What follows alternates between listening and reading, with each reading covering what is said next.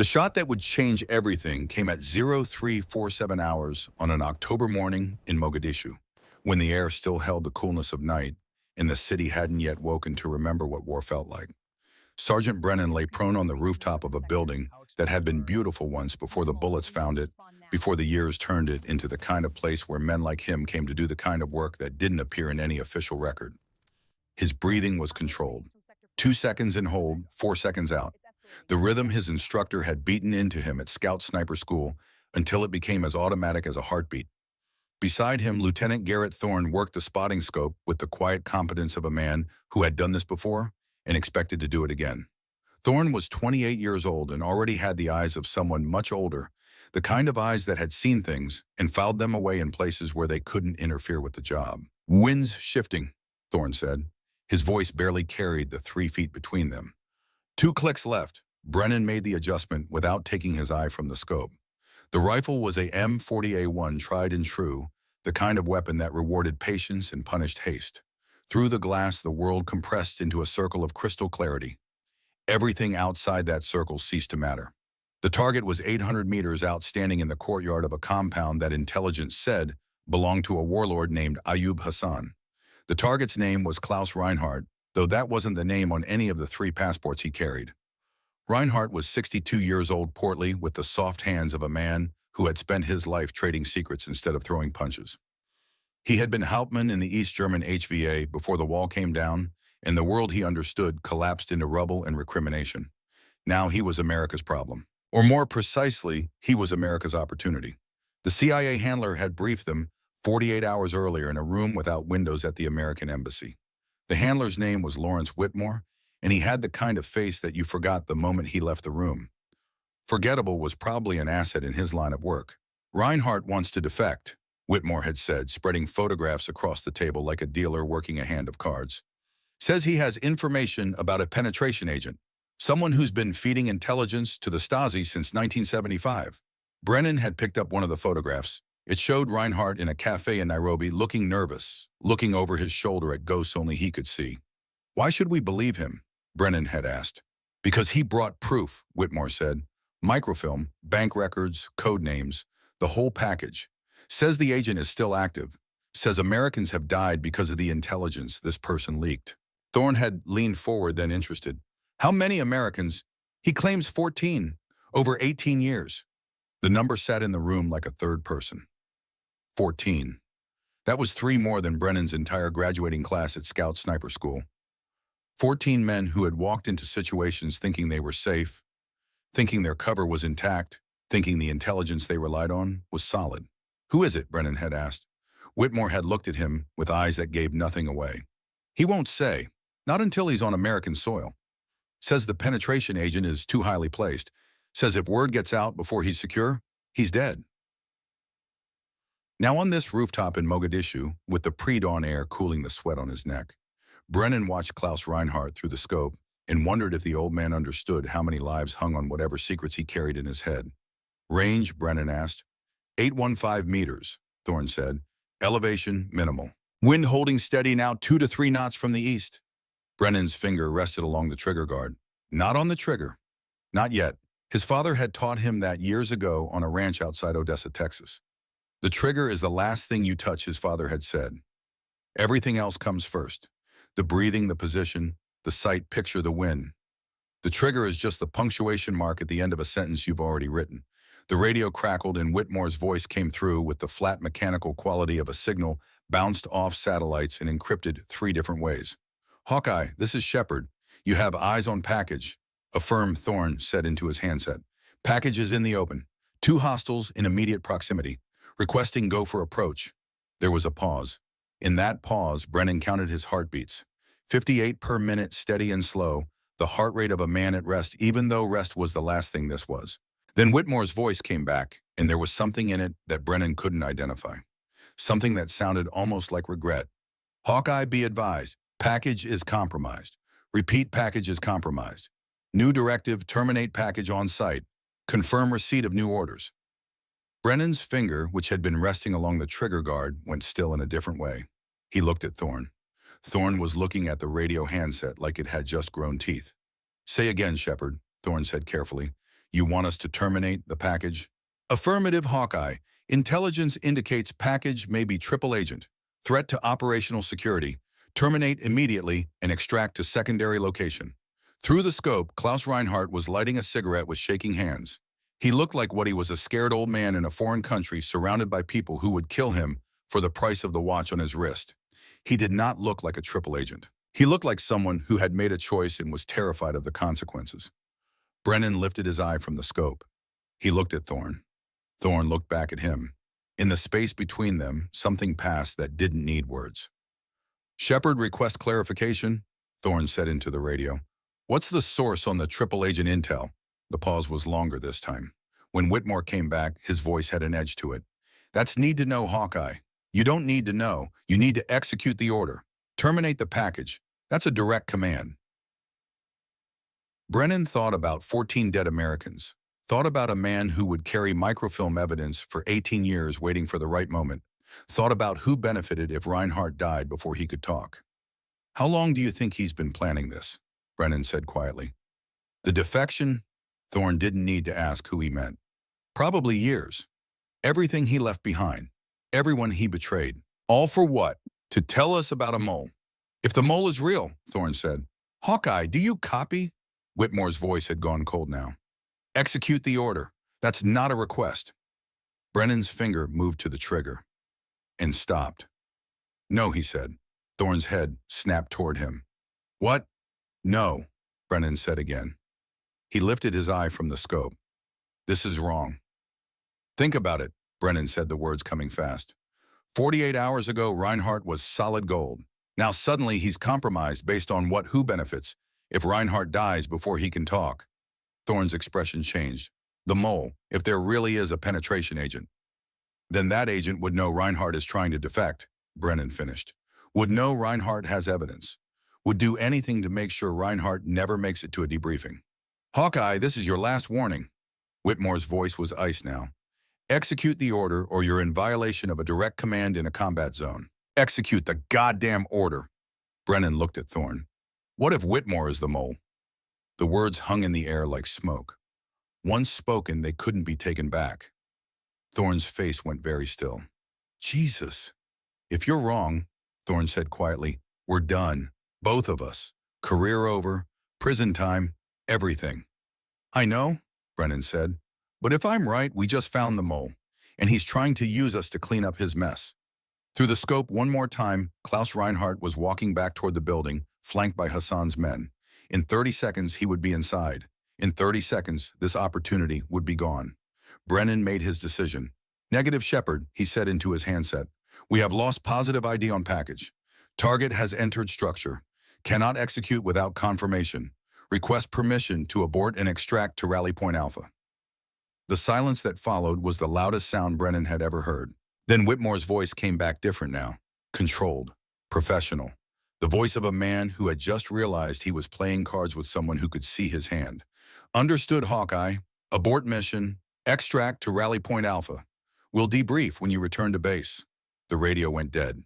Thorne let out a breath he had been holding. "What did we just do?" "Hopefully," Brennan said, "we just saved that man's life."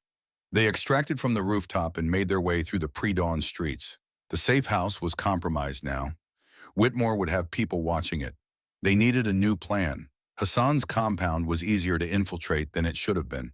They found Reinhardt in a room on the second floor smoking another cigarette with shaking hands. When they came through the door, pure terror crossed his face. Then Brennan said in German, "Herr Reinhardt, we're here to help you, but we need to move quickly and you need to trust us." Reinhardt's eyes moved between them, calculating. Finally, he nodded. "The microfilm," he said. His English was good accented, but clear. "You know about the microfilm." "We know you have evidence," Brennan said. "Evidence about a mole. Evidence that someone once buried badly enough to kill you for it." Something like relief passed across Reinhardt's face. "Then you understand." "We need to hide it," Thorne said. "Somewhere it can't be found. Somewhere it can wait." Reinhardt reached into his jacket and pulled out a small metal cylinder. He held it like it was made of something more precious than metal. 18 years, he said quietly. 18 years I have carried this. "Are we the right people?" Brennan asked. Reinhardt looked at him with eyes that had seen too much. "You did not kill me when you were ordered to." That makes you rarer than you know. They moved through the city in the gray hour before dawn. Hassan provided a guide, a nephew named Dahir, who was maybe 12 years old and knew the streets like others knew baseball statistics. The place they chose to bury the evidence was unremarkable by design. A courtyard in a residential area, neither rich nor poor, the kind of place that wouldn't attract attention. They buried the cylinder 3 feet down, wrapped in waterproof material marked only by GPS coordinates that Brennan logged in a field notebook that never left his person. Reinhardt watched the earth cover his life's work with an expression that mixed grief and hope. "If I do not survive," he said, "if something happens, you'll survive," Brennan said. "We'll get you out." Reinhardt shook his head. "You do not understand the kind of people we are dealing with. They are patient and they are thorough, and they will hunt me until I am dead, or they are." "Then we'll hunt them first," Thorne said. They got Reinhardt out of Somalia through gray channels. A cargo ship to Mombasa, a truck to Nairobi, a flight that didn't ask questions. By the time they reported back to Whitmore, the story was simple: Reinhardt killed in a firefight. Body burned beyond recognition. Evidence lost. Whitmore accepted the report with calm that suggested he either believed them or had decided pursuing it would create more problems. "Unfortunate," he said. "The intelligence community will be disappointed." Brennan looked at him and wondered if he was looking at a traitor or just a bureaucrat. The terrible thing was, he honestly couldn't tell. They never saw Klaus Reinhardt again. Whether he made it to safety or whether the people hunting him found him, Brennan never knew. But the microfilm stayed buried, 3 feet under Somali soil, waiting for someone brave enough to dig it up, waiting for the right person, waiting, as it turned out, for 27 years. The years that followed accumulated like sediment. Brennan deployed to the Gulf, the Balkans, places without names on civilian maps. He got promoted, got older, got married to Catherine, a teacher in Odessa who understood that some parts of him would always be somewhere else. Thorne stayed in too, rising through ranks with steady competence. They saw each other at exercises, at briefings. They never talked about Somalia directly, but sometimes late at night, Thorne would say, "You ever wonder if we did the right thing?" And Brennan would say, "Every day." In 2003, when Brennan was 43, Catherine told him she was pregnant. The news hit him like something physical. He was going to be a father. The baby was a girl. They named her Cara. She came into the world red-faced and furious and perfect. Brennan held her in the hospital and made promises. He would protect her, teach her, be there. He kept those promises better than most. When Cara was 10 and curious about the rifle case in his closet, he didn't tell her it was none of her business. He took her to the ranch land west of Odessa and taught her what his father had taught him. "Before you touch it," he said, "tell me what it is." Cara looked at the weapon with serious eyes. "It's a rifle." "What's a rifle?" he asked. She thought about it. "It's a tool, like a hammer. It does what the person holding it decides to do."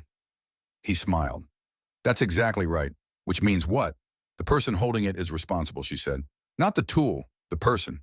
He taught her to shoot slowly, patiently, breathing, position, sight picture, wind. The trigger always lasts. Cara was a natural. By 12, she could put 5 rounds in a 3-inch group at 200 yards. By 14, she was out shooting men twice her age. By 16, she was better than Brennan had ever been. "You have a gift," he said one Saturday, watching her work through a drill with mechanical precision. "You can do this," she said, loading another magazine.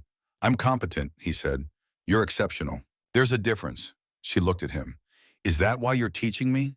He thought about Somalia and Whitmore and Klaus Reinhardt and microfilm buried under foreign soil. About the world she would inherit. "I'm teaching you," he said carefully, "because the world is complicated. Because sometimes the right choice isn't the easy one. Because I want you to have skills that can protect you.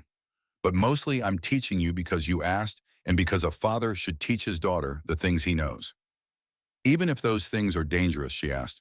"Especially then," he said. The years continued. Brennan deployed to Afghanistan in 2008, again in 2009. He was 50, and his body reminded him of all the things he had asked it to do. His knees hurt in cold weather. His hearing was going. He could feel time moving. In 2011, he deployed for what he told Catherine would be the last time. Helmand Province, advisory role. Help train Afghan forces, then come home and retire. He didn't tell Catherine about the other reason, that Helmand bordered Somalia, that Somalia was where something he had buried 18 years ago was still waiting. He had been thinking about that microfilm, about whether the evidence was still there. He didn't tell her because he wasn't sure what he would do. Maybe finish his tour and come home. Maybe make the trip across the border and finally finish what he and Thorne had started. As it turned out, he didn't get the chance. The attack came on November 9th, 2011. The official report called it a Taliban ambush. 3 Marines dead, 2 wounded. Sergeant Major Brennan among the casualties. Garrett Thorne, retired and living in Fort Worth, got the call at 0400. He listened to the voice tell him his friend was gone, and he said nothing. What words existed that could make sense of it? He hung up and sat in the dark and thought about a rooftop in Mogadishu and a decision and a secret buried under foreign soil. And he wondered if Brennan had been killed trying to go back for it. If someone who wanted that evidence to stay buried had made sure it would. If the ambush wasn't an ambush at all, but an execution. He would never know for sure. But he would wonder for the rest of his life. The funeral was in Odessa on a November day when the sky was gray and the wind cut through clothing. Catherine stood at the graveside with her daughter, and both were dry-eyed because crying was private. Garrett Thorne stood at the back watching. He was 53 and felt older. After the service, he approached Catherine. "Mrs. Brennan," he said, "I'm so sorry." She looked at him with tired eyes. "Thank you, Colonel. If there's anything you need..." "There is something," she said, looking at Cara. "Stay away from my daughter." The words were quiet but absolute. "Ma'am."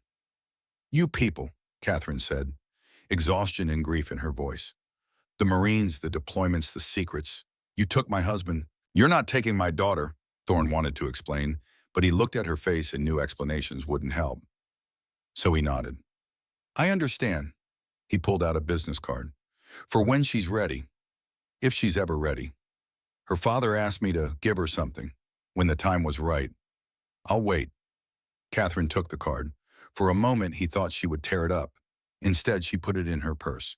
"Stay away from her," she said again. "Yes, ma'am," Thorne said. Later, Catherine found the letter her husband had left. It was in his safe, a sealed envelope with Cara's name in his handwriting. Underneath, to be given to Cara only if she decides to serve. Catherine held that envelope and thought about burning it, about destroying whatever pull he was trying to exert from beyond death. But she couldn't. Instead, she put it back in the safe, locked it away, and made her daughter promise. "Promise me you won't follow him," Catherine said that night, holding Cara's hands. "Promise me you'll never put on that uniform. Promise me I won't lose you too." And Cara, 16, and trying to process a loss she didn't understand, who wanted desperately to give her mother something to hold on to, said the words her mother needed to hear. "I promise, Mom. I promise." The years that followed tried to smooth the rough edges. Cara graduated high school, went to community college, studied nursing because helping people seemed reasonable. She was good at it.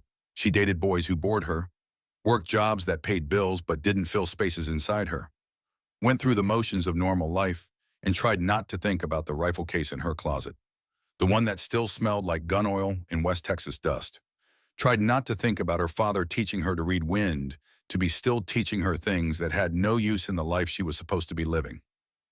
She tried. She really did. But some promises are easier to make than to keep, and some promises aren't meant to last forever. They're meant to last until you're ready to break them. Until you understand that the person who asked for the promise knew, maybe even hoped, that someday you would.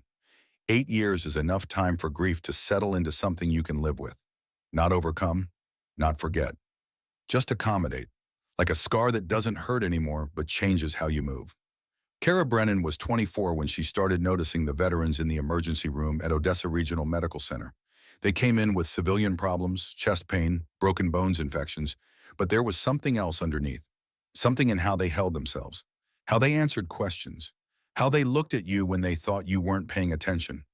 She recognized it because she had grown up around it. Her father had carried that same quality, that sense of being present, but also somewhere else standing watch over something invisible to everyone but himself. One Tuesday night in March, a veteran came in with tremors he couldn't control. Michael Garrett, 47, Iraq veteran, 3 tours. The tremors were bad enough he couldn't hold a coffee cup. Bad enough he hadn't slept more than 2 hours at a stretch in 6 months. Cara ran tests. Everything came back clean. Nothing physical to explain what his body was doing. "It's the dreams," he said finally. "When I close my eyes, I'm back there. Like my brain can't understand that I left. That it's over."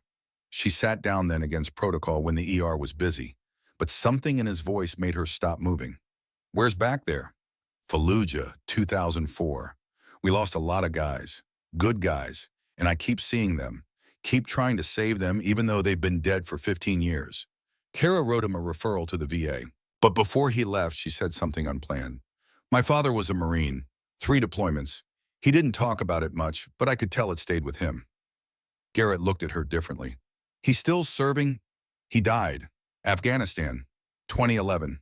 I'm sorry, Garrett said. Then, you know what's strange? You treat us different than the other staff. Not like we're problems to solve. Like you understand something about us. She thought about that conversation during the drive home. Thought about it for days. Because he was right. She did treat them differently. Because when she looked at veterans, she saw echoes of her father. And she wondered if the promise she had made to her mother was protecting her or limiting her. If staying away from the uniform meant staying away from the only thing that had ever made complete sense. The business card appeared on a Saturday morning in April. Kara was going through her father's things, touching objects that had touched him, trying to maintain connection to a person who existed now, only in memory. The card was in his footlocker, stuck between pages of a field manual. Simple, white stock black text. Garrett Thorne, Strategic Consulting, Fort Worth, Texas. A phone number. She turned it over. On the back in handwriting that wasn't her father's, "When you're ready." Kara held the card and felt something shift inside her. She didn't know who Garrett Thorne was, didn't know what "when you're ready" meant. But she knew this card was important, that it connected to her father in ways she didn't yet understand. She put it in her wallet, carried it for 3 weeks without doing anything. Every time she opened her wallet, she saw it. Every time she saw it, she thought about calling. And every time she thought about calling, she heard her mother's voice asking her to promise. The decision came on a Monday when she was treating another veteran. A leg wound that never healed properly. He was talking about the medic who saved him in Ramadi. How that medic worked under fire, kept him alive when logic said he was too far gone. "Doc saved my life," the veteran said, "and I never got to thank him. Never even got his name. Just remember his hands, how steady they were." Kara finished the dressing, and on the elevator ride back to the ER, she made the decision. When her shift ended at 1800, she found herself in her car with her phone and Garrett Thorne's number on the screen. She called before she could talk herself out of it. 3 rings, then a voice older but clear, paying full attention. "Thorne, my name is Kara Brennan. I found your business card in my father's things. Sergeant Major Brennan. He died in 2011. A pause, not hesitation. Recalibration. Kara Thorne said recognition in how he said her name. "I was hoping you'd reach out. I don't know who you are or why your card was in my father's footlocker. Your father and I served together. Long time ago. We were friends. Good friends. Why didn't you come to the funeral?" Another pause. "I did. I stood in the back. Your mother asked me to stay away from you. I respected that." Kara processed that. Tried to remember the funeral. But grief had made everything blurry. "She never mentioned you." "I wouldn't expect her to. From her perspective, I represented the part of your father's life that took him away. She had good reasons to want me gone. But you left the card anyway. Your father asked me to give you something when you were ready. I've been waiting 8 years to fulfill that request." Kara's hand tightened on the phone. "What did he want you to give me?" "Not over the phone. This needs to be in person." "Can you come to Fort Worth?" She should have said no, should have asked more questions, but something in his voice made her trust him. Whenever you can, I'll be here." She made the drive on Saturday. 3 hours of West Texas landscape that stretched in every direction like the world had run out of ideas. Flat land, oil derricks, sky forever. Thorne's Strategic Consulting was in an industrial park unmarked except for a street number. No signage. Kara parked and looked at the building and wondered if this was a mistake. She went inside anyway. The interior was spare. Reception area, empty desk, hallway leading deeper. Walls decorated with photographs, black and white, mostly showing men in military contexts. The photographs had the quality of documentation rather than decoration. "Kara Brennan," she turned.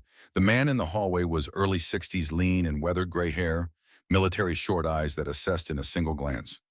Jeans and button-down civilian clothes, but he moved like someone who had spent long years in uniform and never quite left it behind. "Colonel Thorne?" "Just Thorne now. Retired for a while." He extended his hand. Firm grip, not aggressive. "Thank you for coming." She followed him to an office as spare as reception. Desk, 2 chairs, filing cabinet. On the wall, more photographs. She recognized her father and one younger, harder standing, with men in desert camouflage somewhere hot and hostile. Somalia, 1,993 inches, Thorne said, noticing where she looked. That's your father on the right. That's me next to him. Cara looked at the photograph. At her father's face, same but different, marked by something she couldn't identify. He looked focused, ready, like he was standing on the edge of something important and knew it. You said he asked you to give me something. Thorne opened a desk drawer and pulled out an envelope, sealed, marked with her name in her father's handwriting. Underneath, to be opened only upon enlistment. Cara stared. Enlistment? Your father left this with specific instructions. You were only supposed to receive it if you decided to serve. I'm not serving. I'm a nurse. I know, Thorne said, but your father knew you better than you probably knew yourself at 16. He knew that eventually the promise you made to your mother wouldn't be enough, that you'd need to find your own path. Cara took the envelope, heavier than expected. Not physically, some other weight. What's in it? I don't know. He never told me. Just asked me to hold it until you were ready. She turned it over. Part of her wanted to open it immediately. Part wanted to leave it sealed, walk away from whatever her father had left, keep the promise, and live a normal life. There's something else you should know, Thorne said. Your father and I were involved in something in 1993, something that stayed with us, something that might have gotten him killed. Cara looked up. What are you talking about? How much do you know about how your father died? Taliban ambush. Helmand province, that's what they told us. That's the official report. I've never been convinced. Why not? Because your father had been trying to get back to Somalia for years, trying to retrieve something we buried there in 1993. Evidence about a traitor in the CIA, someone who had been selling intelligence to East Germany since 1975. The words hung between them. Cara processed slowly, trying to fit them into her understanding of her father. You're saying my father was killed because of this evidence? I'm saying it's possible. The timing is suspicious. The people who wanted that evidence buried had means and motive to make sure your father never reached it. Cara set the envelope on the desk. If what you're saying is true, why tell me now? Why not 8 years ago? 8 years ago, you were 16 and grieving. You needed protection, not recruitment. But now you're an adult. You can make your own choices. And if you decide to serve, if you open that envelope, you'll need to know what you're walking into. Which is what exactly? Thorne stood and walked to the filing cabinet. He pulled out a thick folder and set it on the desk. The full story.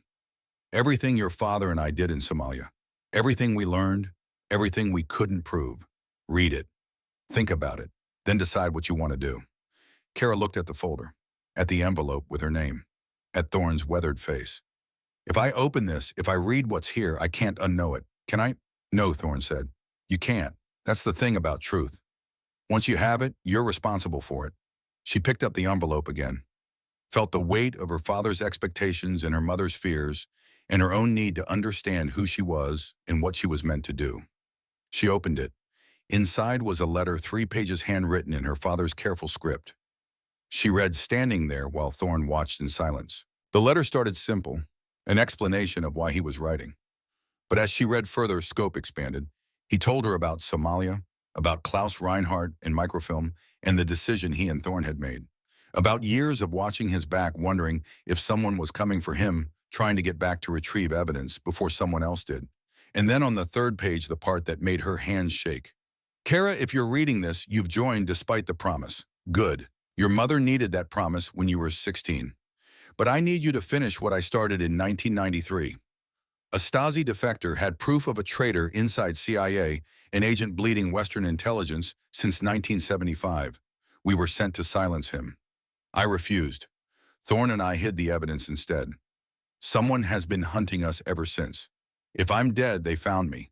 But you can finish this. The proof is buried in Somalia, coordinates attached. Thorne knows everything. Trust him. He's the only brother I ever had. Attached was a 2nd page. GPS coordinates, a map of Mogadishu with location marked, notes about depth containment recovery procedures. Cara read it twice, then looked at Thorne. Is this real, all of it? Every word. And you think my father was killed trying to retrieve this? I think someone found out he was going back, made sure he never got there. Cara sat. The weight of what she now knew pressed on her like something physical. Her father hadn't just died in an ambush.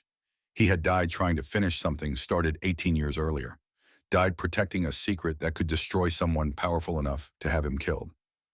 What do you expect me to do with this? I don't expect anything, but your father did. He trusted that if you were strong enough to break the promise to your mother, you'd be strong enough to finish what he started. I'm a nurse, not a soldier. You're his daughter. You shoot better than most Marines I've trained. You understand tactics. You understand responsibility. The question isn't whether you can do this. The question is whether you will. Cara stood, paced the small office trying to find some logical path through chaos of information and emotion and duty. If I say yes, if I try to retrieve this evidence, what does that look like? I can't just fly to Somalia and start digging. No, but you can enlist, become a Navy corpsman, get assigned to a unit that deploys to Africa. And when the opportunity presents itself, finish what your father started. That could take years. It could, or it could happen in months. The military has a way of putting people where they need to be. Cara looked at the letter again. At her father's handwriting deployed in service of something much larger than casual communication. She thought about her mother, about the promise, about the look on Catherine's face when she asked for it, desperation and fear mixed into something that couldn't be refused. Breaking that promise would hurt her mother, would feel like betrayal of everything Catherine asked for in the worst moment of her life. But keeping it would betray something else, something her father had left for her, something he trusted her to be strong enough to carry. I need to think about this. Of course. Take all the time you need. The evidence has been buried 27 years. It can wait a little longer. But as Cara drove back to Odessa, she knew she had already made the decision.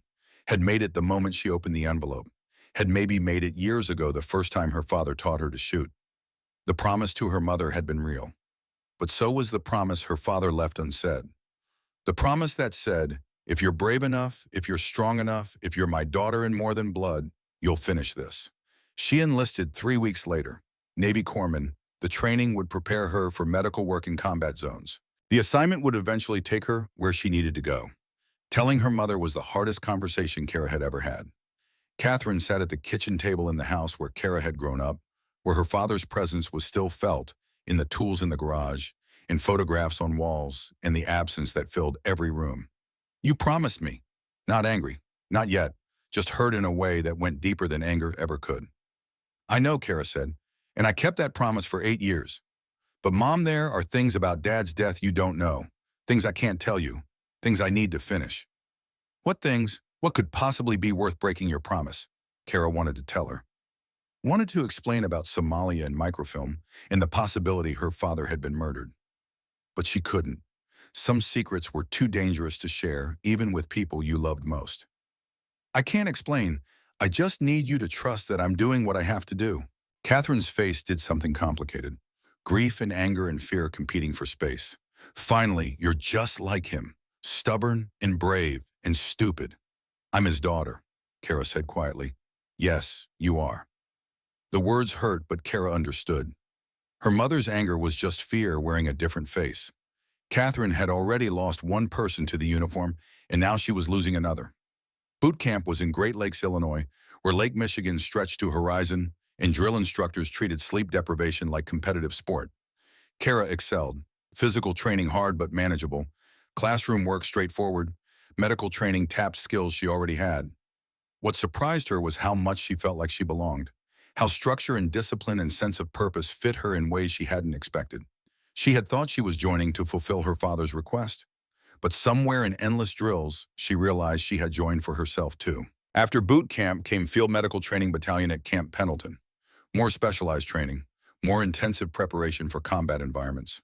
Cara learned to perform needle decompressions in darkness, learned to manage multiple casualties under time pressure, learned to make rapid assessments that meant difference between a Marine walking away and going home in a box. She was good at it, better than good, instructors noticed. So did classmates. You've done this before, haven't you? My father was a Marine, Cara said. He taught me some things. Truth, just not all of it. Assignment orders came in September 2020, advanced SEER training and combat medicine at specialized facility in Mojave Desert. FOB Ironclad, technically a training installation, but functioned like deployment in miniature. realistic scenarios, live fire exercises, everything designed to prepare personnel for situations where training made difference between survival and casualty statistics. Kara reported on a Wednesday when desert heat was already building toward oppressive. Chinook came in low and fast, and she stepped off into a world of dust and HESCO barriers and buildings that looked temporary, though some had been there years. Staff Sergeant Dalton Merrick watched her arrive from position near Motorpool. 34 broad across shoulders, settled confidence of someone who had survived several things that should have killed him. He looked at new medic stepping off Chinook, looked at man next to him, said what he was thinking. Someone put the wrong person on the wrong bird. Lance Corporal Wyatt Cross, 21 and 4 months into first real assignment, started to respond. But Gunnery Sergeant Fletcher Kane appeared from a round corner at that exact moment, and something in Kane's expression suggested whatever Cross was about to say should stay unsaid. Kane watched Cara walk toward Operations Center. Face gave away almost nothing, but eyes tracked her with the attention of someone who had learned to notice things before deciding what to think about them. Kane had been in Marines 22 years, had developed instinct for categorizing people within first minutes of observing them. Not by rank or background, but by something in way a person moved and looked and carried themselves that told him whether they understood the world he operated in. Most people didn't. Occasionally someone did. He went back to what he was doing, but tracking in his eyes continued for a moment after she disappeared from view. Inside medical station, Cara set down her pack and looked at rooms she had inherited. She spent 2 hours reorganizing the tactical standards the way her father had taught her. When she finished, every item of critical equipment occupied exactly the position it would need when seconds were the currency being spent. Tourniquets within reach of either hand without looking. Chest seals grouped by type, hemostatic gauze in outer pocket, nasopharyngeal airways accessible without opening secondary container. She was running through inventory when Captain Everett Locke appeared in doorway. 47 lean-in way of people who forgot to eat when thinking hard gray at temples. Careful evaluating eyes of someone who had made decisions under pressure long enough it had become simply the way he made decisions. He looked at what she had done, looked at her, needed more information first. Settling in Kara Brennan? She answered without turning. Almost finished, sir. He stayed in doorway for seconds, then left. He had noted reorganization, had noted she moved things in ways that made sense if you knew what combat looked like from close up. He filed it without conclusion and walked back toward Operations Center. First test came third day. Mid-morning, already 94 degrees, training exercise underway in southern portion of FOB compound. Team of 8 men running rehearsal for compound entry drill. Cara was running morning checks when she heard something in cadence of men's movement that changed slightly. Kind of change most people wouldn't hear. She heard it. She stepped out. Private Jackson was walking an unsteady line between staging area and water point, concentrating very hard on active walking. His face was color of someone whose internal systems were beginning to make executive decisions his conscious mind wasn't yet aware of. Cara crossed to him in 20 seconds. Didn't ask how he was feeling. Put 2 fingers against inside of wrist and counted for 15 seconds while simultaneously reading his eyes' skin color coordination of movement. Then put other hand against back of his neck. She looked at Merrick. Get him inside. Core temperature above 104. If we don't drop it in next 10 minutes, he goes into convulsions. Merrick looked at Jackson. Jackson objectively looked like man considering sitting down on ground, regardless of whether ground wanted him. Merrick picked him up under one arm and moved. Inside, Cara worked with focused economy of someone who had run this sequence before. Ice packs to neck, armpits, groin. Oral hydration where he could tolerate it. Oxygen flow. Temperature checks every 90 seconds. She talked to Jackson throughout in flat, steady tone of someone who found calm useful and had therefore made it permanent occupant of their voice. By time second temperature check came back 101.3 and declining, Jackson's eyes had cleared and he was capable of coherent sentences. Merrick stood near back of station, watching. Had expression of man revising calculation he hadn't known he was performing. He went back outside without saying anything, but he walked slightly differently than he had walked in. Kane, standing near entrance, noticed. Later that evening, Kane found Merrick cleaning rifle near wire. Sat down without being invited.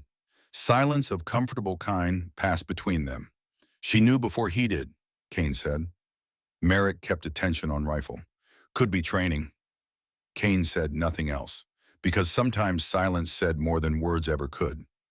Second test came that night without warning, way second tests always do. Vehicle returning from resupply runs struck section of uneven ground at speed.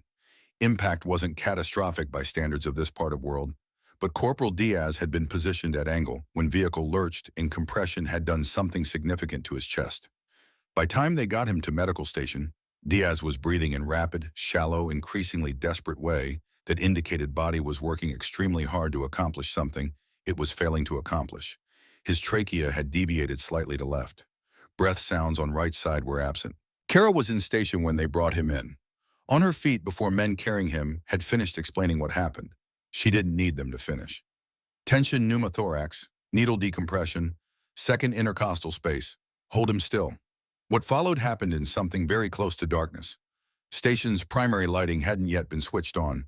She worked by touch and position and coordinates of human bodies she had studied until they were as familiar as geography of her own hands. Needle found its mark. Sound that followed air escaping where it had been trapped was one of more reliable sounds in trauma medicine. Diaz's breathing immediately changed. Shallower to deeper. Faster to slower. Shift of man coming back from place he had been very close to not returning from. Kane had followed men in, stood near door where darkness was slightly less complete and watched.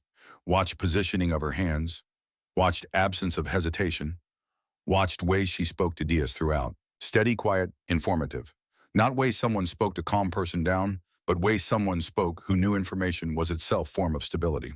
When it was done, Kane stepped out without speaking, walked to eastern wall of FOB and stood there looking out into dark. He had known few people like her in his career. Not many.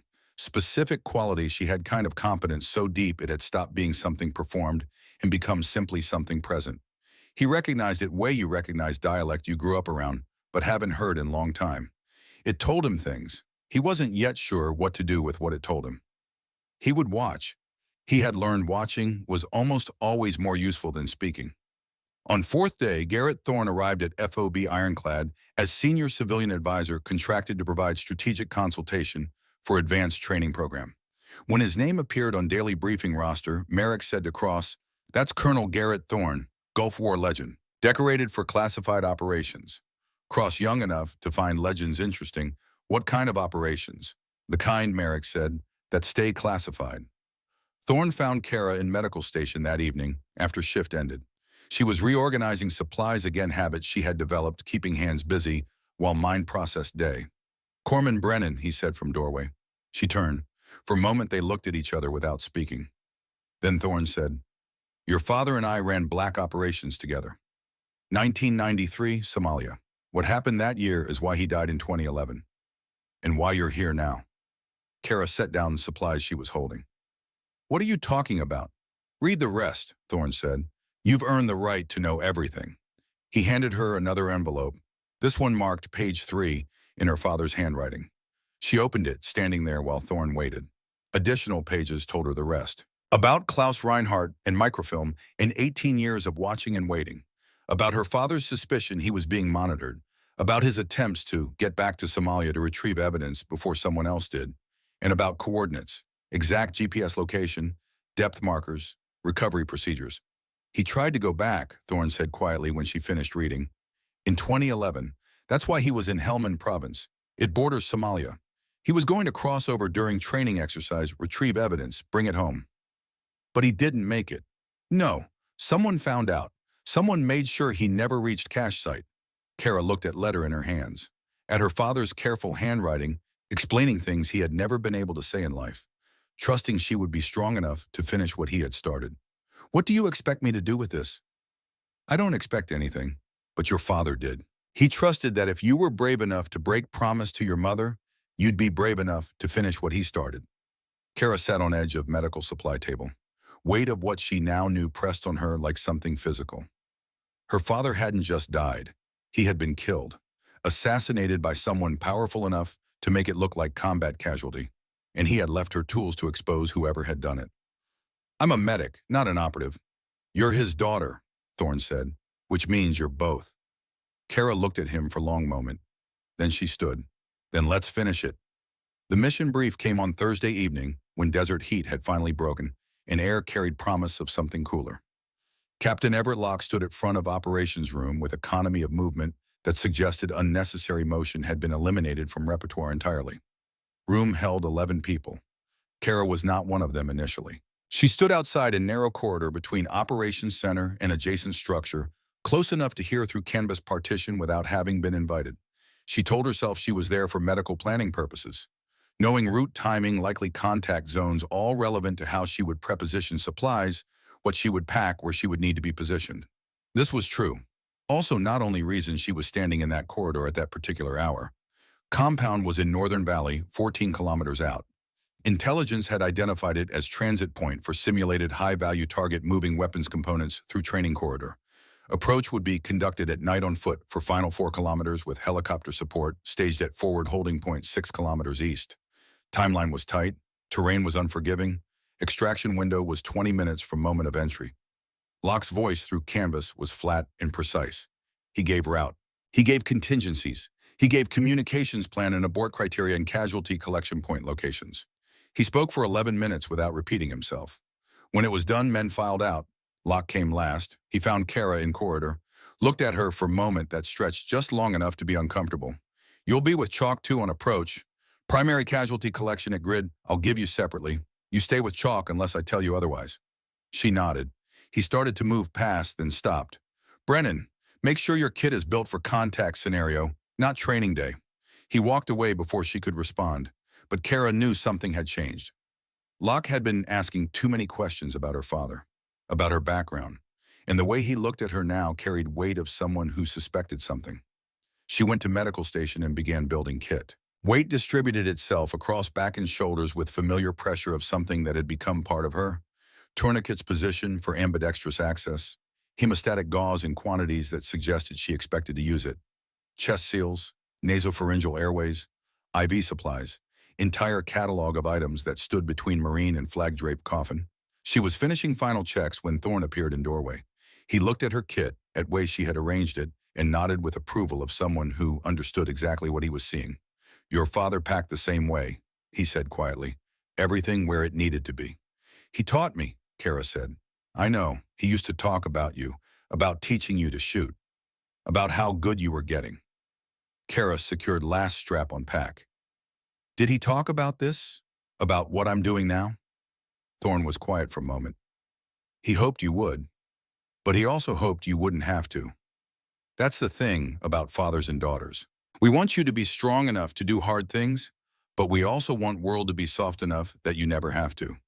The world isn't soft, Cara said. No, Thorne agreed. It's not. He pulled small device from pocket, satellite phone compact and encrypted. When you get evidence, not if when you call me first, not command, not lock, me. I'll have extraction waiting. Cara took phone, heavier than it looked. You really think Locke is Bishop's son? His father was CIA during Cold War, timeline matches, and he's been asking too many questions about your background, about your father. That's not coincidence. Thorne pulled up photo on laptop. Raymond Locke in 1988, standing with group of CIA officers, and in background, barely visible Lawrence Whitmore, handler from Somalia. They worked together, Thorne said. Whitmore was Bishop's deputy. When we refused to kill Reinhardt, Whitmore reported to his boss, to Raymond Locke, who has spent 30 years making sure that microfilm stays buried. Cara stared at photo. And his son, Everett Locke, graduated West Point in 1995. Fast-tracked through intelligence positions, always seemed to be in right place at right time. I think his father has been grooming him, making sure family legacy, real legacy, stays protected.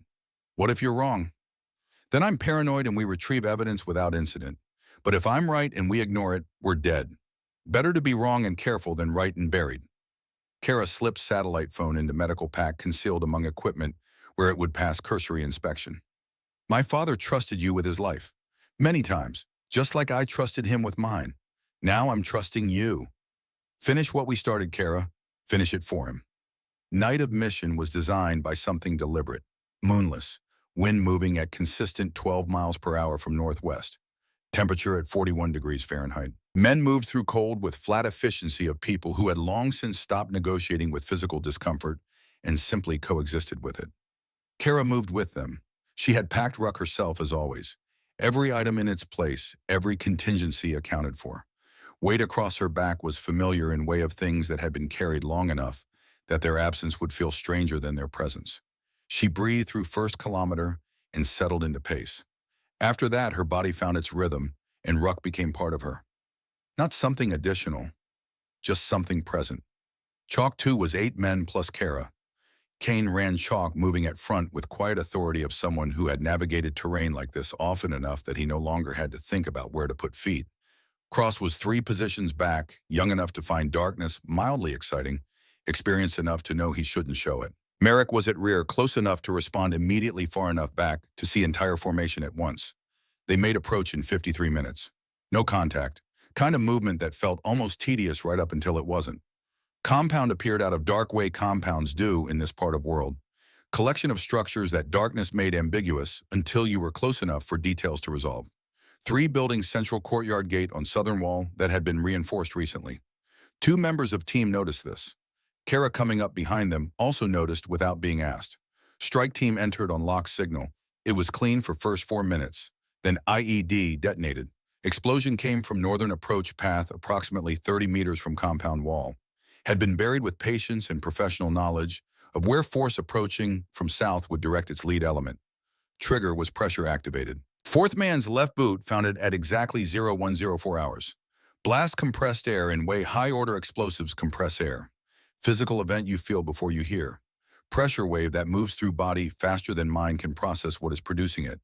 Night fractured into noise and dust, in particular chaos that follows any event that eliminates all prior assumptions about how next 60 seconds will unfold. Cara was moving before dust had fully resolved. 2 nearest casualties from Chalk 1 were 12 meters ahead of her position. She covered distance at run low, using compound wall's shadow for what cover it offered. First man was sitting upright, conscious, left hand holding right forearm in way that told her arm was broken, but bleeding was controlled. She told him to stay low and stay still, and she would come back. She moved to second man. He was on his back. Blast had taken him from left side. His left leg was immediate problem. Femoral artery sits deep in thigh, deep enough most wounds don't reach it. Close enough to surface that when something does, consequences are measured in 90-second intervals. She could see arterial bleed from 2 meters away. Specific dark pulsing quality of it in ambient starlight. She was beside him in one movement. Ramirez, stay with me. She had her tourniquet out and was applying it 4 inches above wound in 3 seconds it took to process location and severity. Cat tourniquet cinched. She tightened it until bleeding changed from arterial pulse to something that could be managed. She marked time on tourniquet with marker clipped to chest strap, 0107. She looked at his face. He was still with her. Stay on ground. Don't move leg. I will be back. She moved. Second casualty was against compound's northern wall, sitting forward at angle, that told her something had happened to his chest before she had crossed 5 meters between them. Fragment entry right side below clavicle. Not arterial, but wound was open and needed sealing before movement. She pressed combat gauze in with right hand and held it there while she talked to him in flat, steady voice she kept for exactly these moments. Not voice of comfort, but voice of information. Because men under fire respond to information better than comfort. Because information tells them someone in darkness has plan. She held seal until his breathing changed from labored to something that could sustain him to next stage of treatment. She marked him stable. She moved. Chalk 3 had breached eastern wall and was pushing through compound interior. Radio traffic told her primary target had been confirmed inside northern structure. Timeline was moving. Then sniper opened up from eastern ridge line. Position was above and behind Chalk 3's approach. Range was significant. 1,400 meters at minimum, possibly further. First round hit compound wall 6 inches above head of Chalk 3 commander. It was either adjustment shot or warning. In either case, it functioned as same thing.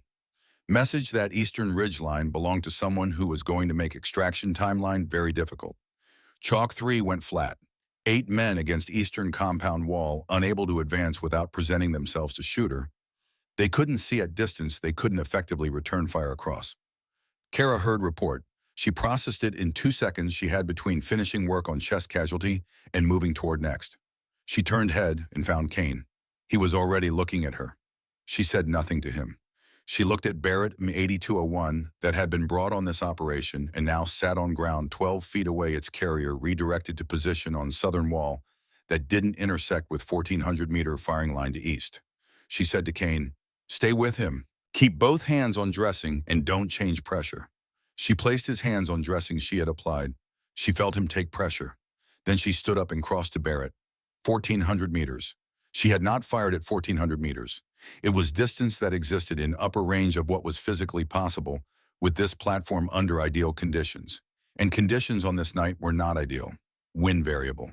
Temperature dropped 4 degrees since they stepped off. Light insufficient for kind of optical clarity that makes long-range precision straightforward. None of this changed anything. She found parapet of eastern compound wall, only elevated firing position providing line to eastern ridge. She settled bipod. She found scope. She began reading. 1,400 meters of atmosphere is significant quantity of atmosphere. Wind at shooter's position is not wind at target's position, and wind in between is not necessarily either of those things. She had been taught in this by man who had found it out through practice rather than theory. And he had conveyed it he conveyed everything important. Directly, without mystification, with implicit message that understanding difficulty is first step toward not being defeated by it. She read near wind from dust movement at 200 meters. She read mid-range wind from vegetation on valley floor where it was visible. She read far wind from way ridge lines loose surface materials, caught starlight at irregular intervals. She assembled these 3 readings into single calculation that was not entirely precise and could not be entirely precise, and was as close to correct as available information allowed. She breathed, she fired. 1,411 meters away on limestone shelf above eastern approach corridor firing position, stopped producing fire. Chalk 3 began to move. Cara lowered rifle. She set it down, stood, and went back to Kane and man. They were both working to keep alive. She was halfway back across open ground when muzzle flash appeared from rooftop of western structure inside compound. Position that had not been cleared, that no one had anticipated being occupied. 12 meters from her current location with clear line to everything in central courtyard. Round hit her. She understood within first second of understanding that she had been hit because she triaged herself, she triaged everyone else. Without sentiment, without panic, with flat, honest assessment of what was present and what it meant. Fragment had entered her left shoulder from lateral angle, driven by near miss that had partially detonated against parapet behind her, rather than finding direct path. It was in tissue, had not hit bone, had not hit subclavian artery, which she knew because she was still upright, and blood pressure was still providing her with functional consciousness. It hurt in specific way of things that body registers as damage, but that body's emergency systems override in favor of continued operation. She had heard this described before, had treated people in this condition before, had not until this moment been in this condition herself. She kept moving. In space between western structure and Kane's position in 2 seconds it took to cross that ground, she extracted hemostatic gauze from outer chest pocket. Pocket she had placed it in specifically because it was accessible with either hand. She pressed it against left shoulder with right hand. She pushed it in. Pain elevated sharply and then plateaued at level where body's chemistry makes decisions about what to do with information of this kind. She tied gauze in place using length of self-adhesive bandage she had positioned for one-handed access. She bit down on end to hold it while right hand made wrap. She pulled it tight with teeth and right hand simultaneously. 41 seconds. She went back to work. Ramirez first. She checked tourniquet. Bleeding had been controlled. His color was poor but stable. She elevated leg against section of fallen wall and gave him information he needed in flat, steady voice. You're going to be fine. Tourniquet is holding. Do not touch it. Do not move it. When helicopter comes, tell them Brennan applied it at 0107. He nodded. His eyes were clear enough. She moved. Merrick found her at next casualty. He came across a courtyard at low run with energy of man who had made decision and was executing it before he could talk himself out of it. He dropped beside her without being asked and held position she needed held while her hands worked. He saw bandaging on her shoulder. She felt him see it. He started to say something. She said, "How many are left outside wall?" He processed redirect. 2. East side of breach. She said, "When I'm done here, you go first and I follow." He nodded. Whatever he had been about to say about her shoulder went somewhere else and stayed there. They worked through remaining casualties in sequence that Cara would later be unable to remember with perfect clarity. Not because it was unclear at time, but because it was kind of work that happens below level of narrative, where body has taken over from mind and is executing what has been trained into it with reliability that conscious thought would actually interfere with. She moved, she assessed, she treated. She moved again. Her shoulder delivered its consistent report, and she acknowledged it and continued. Radio told her primary target had been secured. Radio told her extraction helicopters were 12 minutes out. Radio told her things she processed and used and did not stop to feel anything about. Cross appeared beside her at next casualty. He had extra kit she had given him before they stepped off. Had it open and was already reaching for correct items in correct order in way of someone who had been paying attention to how this was done since first time he had seen it done. She did not tell him he was using kit correctly. There was no time for that. But she noted it in part of her that noted things, and she moved him to left side of casualty where his angle was better, and they worked together for 90 seconds in silence that was entirely functional. Helicopters came in at 0149. Landing zone was cleared ground south of compound. 2 aircraft settled into dust with commitment of pilots who have learned that hesitation in hot zone costs more than speed. Rotors did not stop. Ramps came down. Cara moved alongside flow of personnel toward aircraft. Not boarding, but moving alongside. Checking, assessing, clearing each person through with cognitive inventory she had been running since 0104. Man with broken arm. Man from Chalk 3 whose face wound was managed. Ramirez carried by 2 men, tourniquet visible on thigh, conscious, making eye contact with her as he passed. She checked him one more time as they loaded him. She looked at tourniquet. She looked at his face. "Tell them 0107, she said. He said, "I know you told me." She said, "Tell them again." Ramp went up. Aircraft lifted. Second helicopter received remaining personnel. Merrick was last man to ramp. He turned at top of it and looked back. She was standing in clearing south of compound in rotor wash. Dust moving around her in violent way of things being disturbed by forces larger than themselves. Her left arm was at angle that was not quite right. Bandaging on shoulder had darkened through. She was standing very still in way of someone applying considerable internal resources to active standing. Doc Cross said beside her, "You need to get on helicopter." She looked at departing aircraft. She looked at compound behind her. She ran inventory one more time with focused completeness that had been her operating mode for past 47 minutes. She ran it way her father had taught her to run every check. Not quickly, not carelessly, not as formality, but with genuine intention of finding anything still present that needed her. She found nothing. Everyone was accounted for. Everyone who needed treatment had been treated. Compound was cleared. Intelligence objective had been achieved. Eastern Ridge Line was no longer producing fire. Every casualty was on board or walking. She had run inventory to its end. Then she stopped running it. Her left knee went first, then right. She was aware of ground coming toward her and of being unable to do anything useful about that fact. And then ground was where she was and Cross was beside her saying her name, and she was looking up at desert sky with its extravagant stars and thinking in specific way of person whose body has finally presented its bill that this was reasonable place to stop for a moment. Cross's face appeared above her. "Is everyone accounted for?" He said, "Yes, everyone." She said, "Good." Then stars went away. She came back to consciousness in stages way consciousness returns when body has borrowed deeply from its reserves and is repaying loan in installments.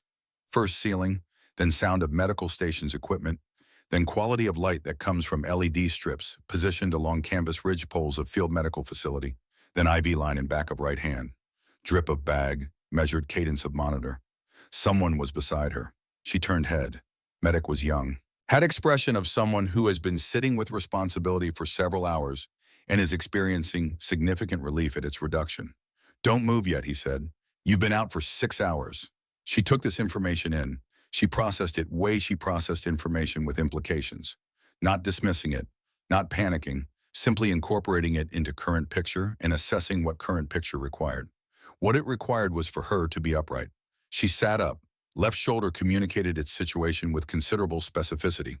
She acknowledged communication and swung legs off cot. Medic stood. He began to say something about fragments still being present in surgeon's recommendation and follow-up imaging that had been scheduled in considerable inadvisability of what she was currently doing. She put feet on ground. She stood up. World adjusted itself briefly and then settled into correct orientation. She breathed in. She breathed out. She found footing. She walked toward entrance of medical station. She pushed back canvas flap and stepped out into morning light. What she saw stopped her where she stood. FOB, Ironclad in early morning, had quality of light she had noticed before. Particular way sun coming over eastern ridge line at low angles, struck pale dust of compound floor and turned it briefly golden before day advanced far enough to burn gold away. She had noticed it before.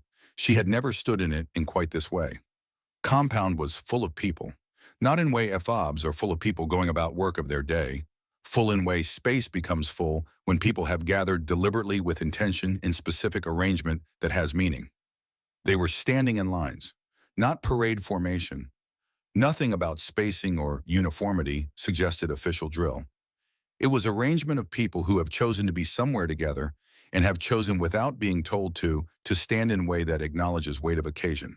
There were a great many of them, Marines in desert utilities, Navy personnel in operational working uniforms, support personnel, mechanics, cooks, men who ran communications equipment and maintained vehicles and kept FOB functioning in thousand necessary ways that do not appear in any account of heroism, but without which heroism has nowhere to occur. They were all there.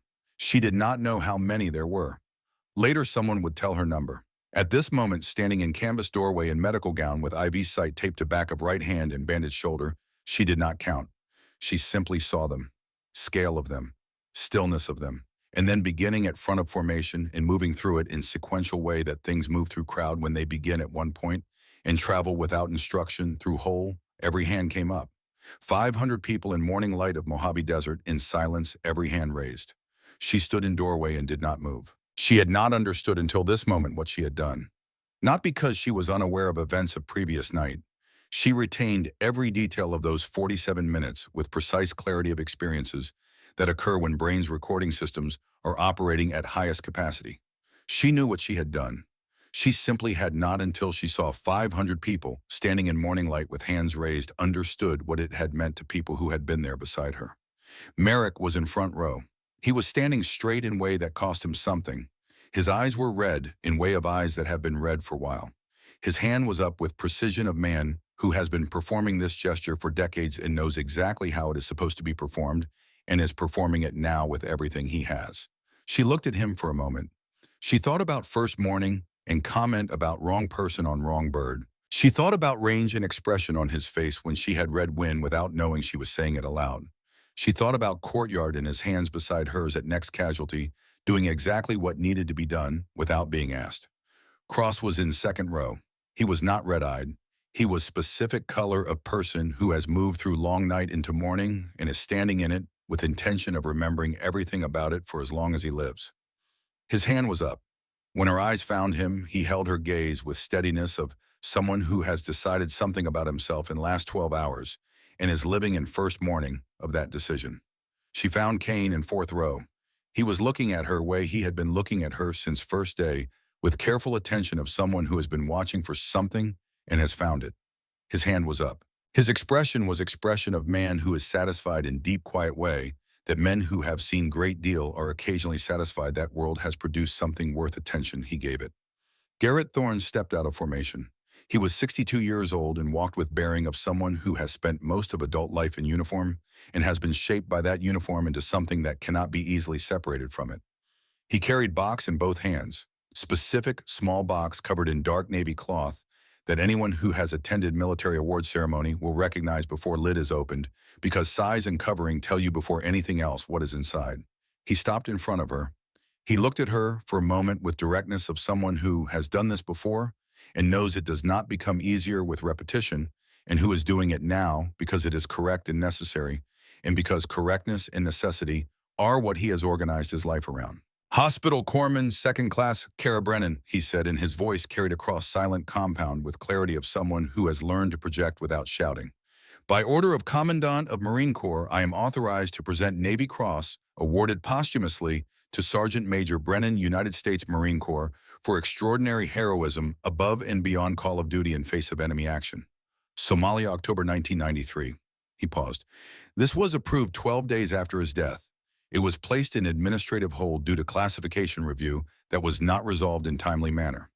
It remained in that hold for 27 years. That is failure of this institution, and I acknowledge it as such." He held out box. She took it with right hand. Box was lighter than she expected. Important things often are. He said, "There's something else." He reached into inside pocket of jacket and produced envelope. It was kind of envelope that has been kept carefully for a long time. Paper had acquired ivory quality of age, and fold lines were sharp from years of being maintained in exactly same configuration. Her name was written on front in handwriting she recognized before she could have explained how she recognized it. Way you recognize things learned before you had vocabulary for how learning happens. I've been carrying this for 27 years, Thorne said quietly. Your father gave it to me in Mogadishu, said to give it to you when you had earned it. I think you've earned it. She took envelope. She held both box and envelope for a moment. Then she opened box. Navy cross lay on its dark lining. Gold cross pate with eagle at center, suspended from navy blue ribbon with thin center stripe. It caught morning light with flat honesty of metal made with care. It was not ornate. It was not intended to be ornate. It was intended to mean something specific, and it did. She closed box. She opened the envelope. Letter was on same kind of paper her father had used for instructions about Somalia. Same careful handwriting. But this letter was different. Personal in way operational notes had not been. She read it standing there while 500 people waited in silence. Cara, if you're reading this, you've done something extraordinary. Thorne will know when. He'll know because he knows what extraordinary looks like. And he won't give you this letter unless you've earned it. I'm proud of you. I was always proud of you, but I want you to know it in writing in words that can't be misremembered or softened by time. You were built for this. Not because I trained you, though I did, but because of who you are at your core. The hands that heal and hands that protect are not in opposition. They belong to same person who understands that sometimes greatest fight is not against enemy you can see, but for truth that someone wants buried. If you're reading this, you're in middle of that fight. Finish it. Not for me, for yourself, for people who deserve better than what they got. Heal when you can, fight when you must. Stand for truth always. I love you more than I could ever say in person. Dad. She folded letter. She placed it carefully into front pocket of medical gown, over sternum where it would rest against chest. She looked up. 500 hands were still raised. Morning light was still gold. Mountains stood above everything in permanent way of mountains. She raised right hand. In front row, Merrick exhaled. It was barely audible. In context of what surrounded it, it was loudest thing in compound.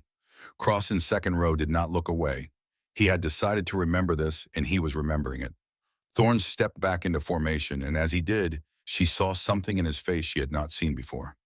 Relief. After 27 years of carrying her father's letter of waiting for right moment, of wondering if that moment would ever come, he had finally delivered it to person it was meant for. Formation held for another 30 seconds. Then beginning from front and moving back in same sequential way, salute had begun. Hands came down. Spell broke. People began to move to return to whatever duties day held to process what they had just witnessed in whatever private ways they needed to process it. But before they dispersed entirely, Captain Locke appeared at entrance to Operations Center. He was looking at Cara with expression she couldn't quite read. Not hostile, not friendly, something calculating. He approached her as formation broke up around them. Corpsman Brennan, he said. A word, please. She followed him into Operations Center. Thorne, she noticed, followed at distance, staying close enough to intervene if necessary, but far enough back to avoid appearing intrusive. Inside, Locke closed door. He turned to face her.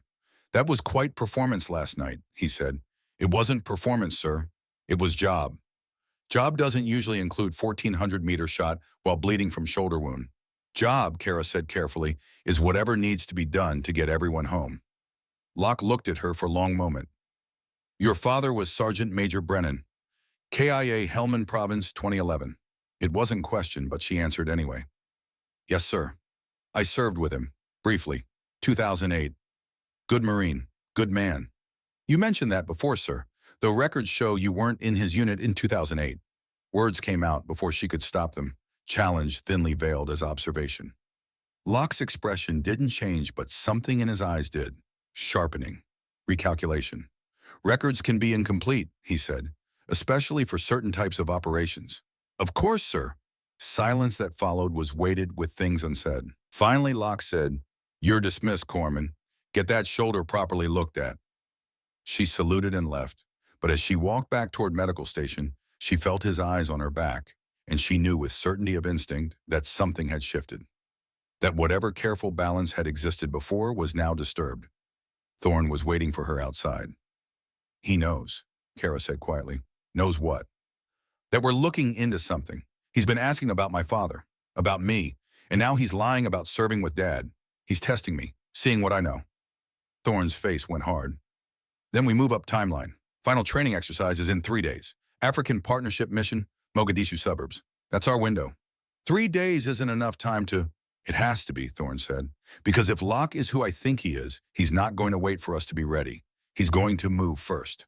Next 72 hours passed in blur of preparation. Cara rebuilt medical kit 3 times each iteration, slightly different, each designed to conceal equipment she would need for real mission.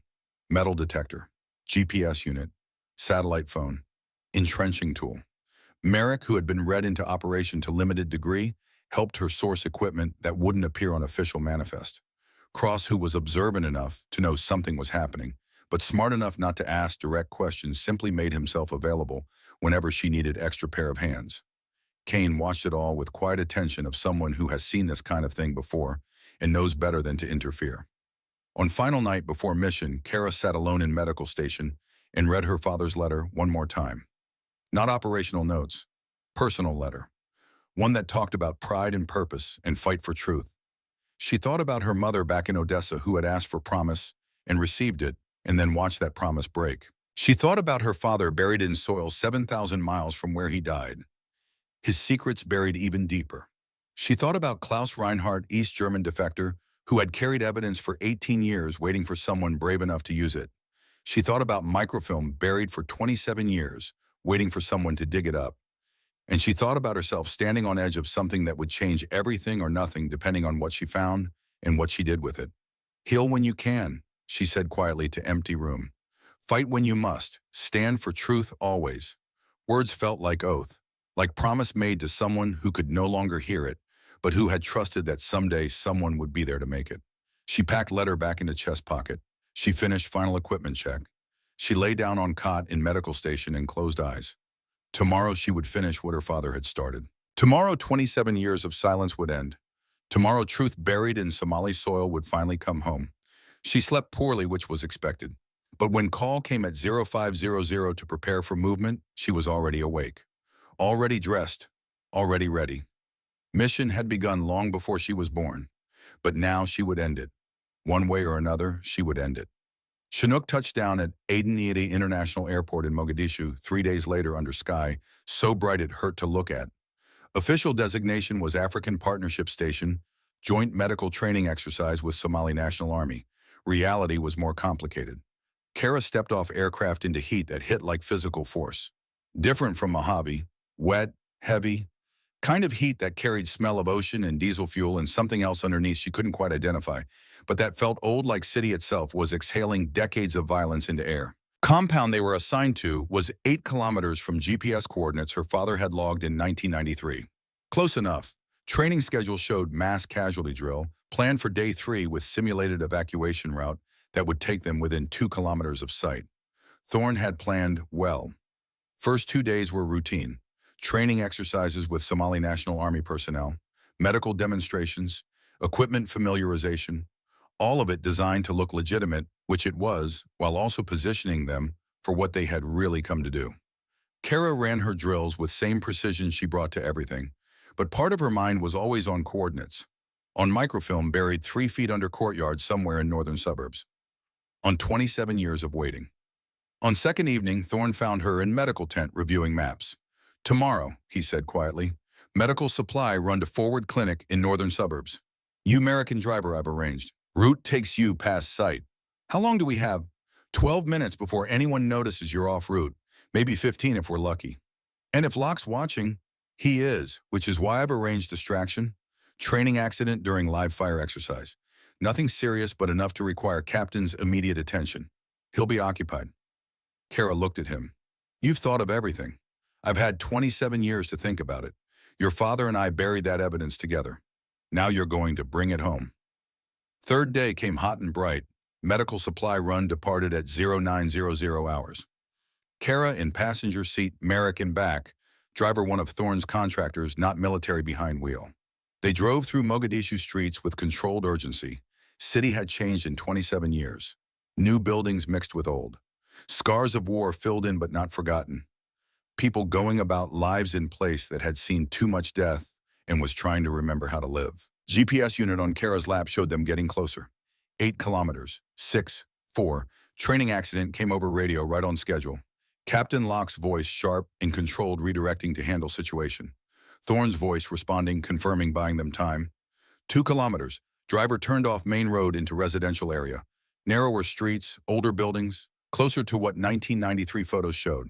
There, Cara said, pointing. Courtyard was different, older. Tree had grown in intervening years, roots probably touching metal cylinder 3 feet below. But GPS coordinates matched. How long, she asked. Merrick checked watch. 12 minutes before anyone notices we're off route. She started digging. Earth was hard-baked by decades of sun, but 3 feet wasn't deep, not for what this meant. She worked in trenching tool with focused intensity, Merrick standing watch, driver, keeping engine running. 10 minutes, 2 feet down, 8 minutes. She hit something metal. Tool scraped against surface. She dropped to knees, used hands to clear dirt. Cylinder came up intact. Waterproof seal still holding after 27 years. Inside wrapped in oiled cloth microfilm canister. Cara held it in hands and felt weight of what her father had protected, what he had died trying to retrieve. Then voice from behind her, "I was hoping you'd lead me here." She turned. Captain Everett Locke stood at courtyard entrance service, pistol drawn but not aimed. "Not yet." "Captain," she said carefully, "you're very much like your father, Brennan. He came here too. November 2011. Got within 5 kilometers before my father's people stopped him. Your father." Raymond Locke, Deputy Director CIA, retired now but still cleaning up old messes. Still protecting legacy of man you know as Bishop. Cara stood slowly, microfilm still in her hand. "Bishop was your father. Was and is. 35 years of service to this country. Difficult choices made in difficult times. And then 2 Marines decided to play hero. Decided to hide evidence that would destroy everything he'd built. He was traitor," Cara said. "Sold intelligence to Stasi for 18 years. 14 Americans died because of him. 14 people whose missions were compromised by other factors. My father's information helped end Cold War faster. Helped save thousands of lives. Context matters, Brennan. Murder matters. My father was killed on your father's orders." Locke's expression flickered. "Your father was killed because he wouldn't let past stay buried. Because he thought one man's legacy was worth less than abstract concept of truth. He was wrong." Satellite phone in Cara's medical pack was recording. Had been since she arrived at courtyard. Every word Locke said was being transmitted to Thorne. To backup she didn't know about yet. "So what now?" Cara asked. "You kill me like you killed my father, bury this evidence again, protect family legacy for another generation." "I don't want to," Locke said, and there was something almost like regret in voice. "You're good medic, good Marine, but you've left me no choice." Shot came from rooftop, not aimed at Cara. Aimed at Locke. Merrick, who had circled around during conversation, firing from elevation. Round hit dirt 2 feet from Locke's position.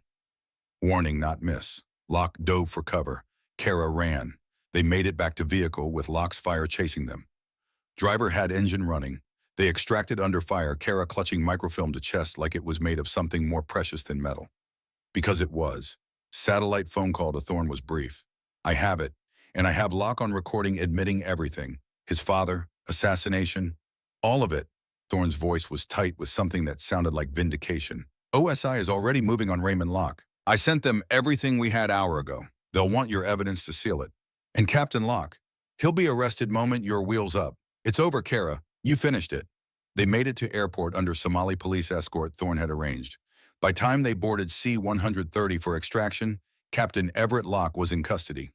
By time they landed in Germany, Raymond Locke, 75 years old, gray and diminished, was in federal custody in Virginia. Microfilm contained everything Klaus Reinhardt had promised. Names, dates, bank accounts. 18 years of intelligence sold to Stasi. 14 American operators compromised.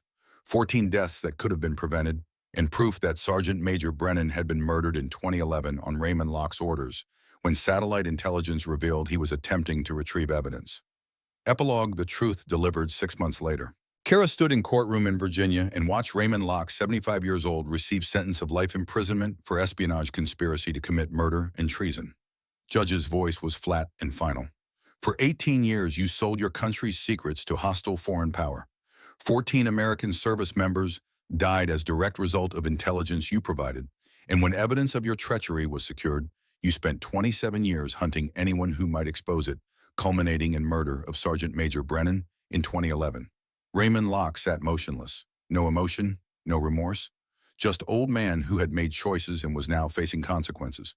Captain Everett Locke received 20 years for accessory after fact and obstruction of justice. His career, his father's legacy, all destroyed by evidence two Marines had buried in 1993 and Medic had finally brought home in 2020. Afterward, in courthouse hallway, Cara found Garrett Thorne waiting. 62 years old, retired colonel who had carried secret for 27 years and could finally put it down. "Your father would be proud," Thorne said. "We did it together," Cara said. "You and Dad started it. I just finished it. That's all any of us can do. Finish what those before us started. Pass something better to those who come after." They stood there for a moment in silence that held weight of 27 years. Of choices made on rooftop in Mogadishu. Of evidence buried and finally recovered. Of truth that refused to stay hidden. "What will you do now?" Thorne asked. "Teach," Cara said. "There are 18 Navy corpsman students at Camp Pendleton who need to learn that healing and fighting aren't opposites, that sometimes you have to do both. Your father taught you that." "He did, and now I'll teach them." Her phone buzzed. Message from her mother. "I watched the verdict. I'm sorry it took me so long to understand.